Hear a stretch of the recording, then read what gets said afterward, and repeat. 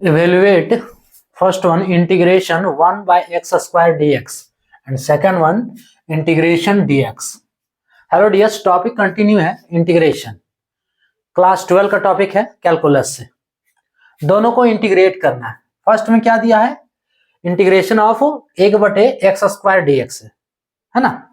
सो इसको लिख सकते हैं हम इंटीग्रेशन x का पावर 2 है, यानी कि ये बटा में x का पावर 2 है और ये बटा में है।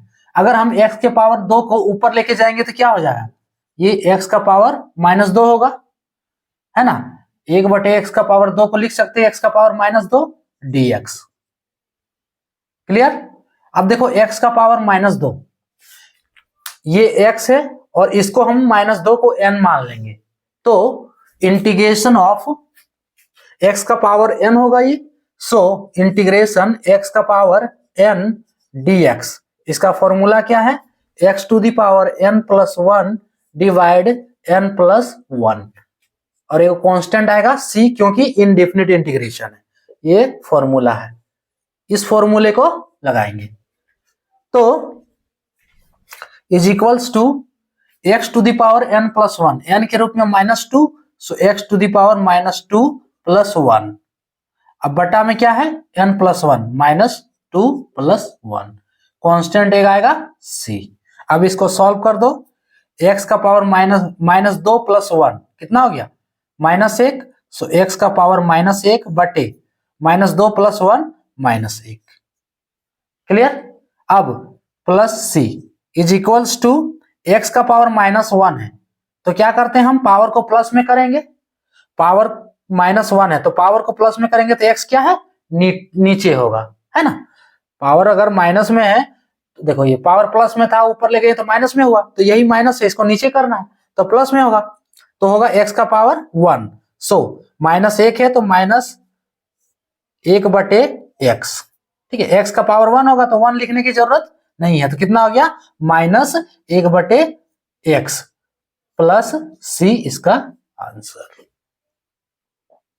क्लियर। करना क्या है, देखो x के पावर 2 है तो इसको ऊपर लगे, x का पावर -2 हो गया।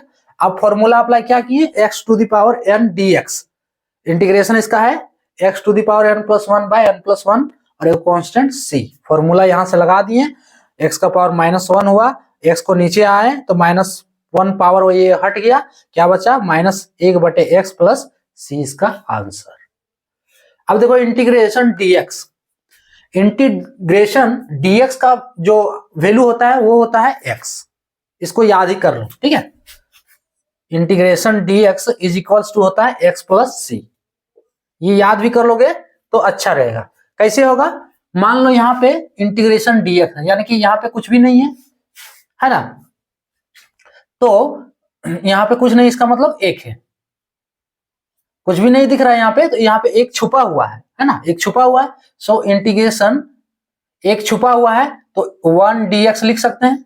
अब 1 को हम लिख सकते हैं x का पावर 0, किसी का भी पावर 0 होता है, क्या है, किसी का भी पावर 0 उसका वैल्यू 1 होता है, तो हम इसके जगह पे क्या लिख दिए, 1 के जगह पे चलो x का पावर 0 लिख दिए dx। अब ये किस फॉर्म में हो गया, x to the power n के फॉर्म में, जहां पे n बराबर क्या है, 0। ये फॉर्मूला हम लगा सकते हैं।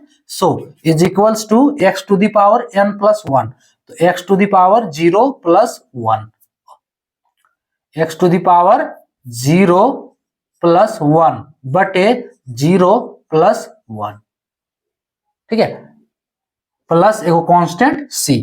अब x to the power 0 plus 1 कितना हो गया, x का पावर 1 और बटे 1, है ना, 0 प्लस 1 1 प्लस c।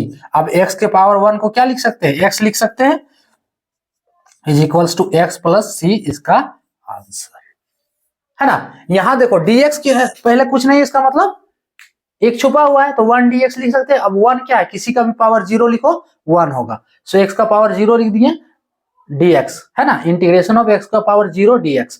अब देखो 0 क्या है, n हो गया, n का फॉर्म हो गया x to the power n के फॉर्म में, so x to the power 0 plus 1 बटे 0 प्लस 1, सॉल्व किए इसको, x का पावर 1 तो x plus c equals to इसका आंसर।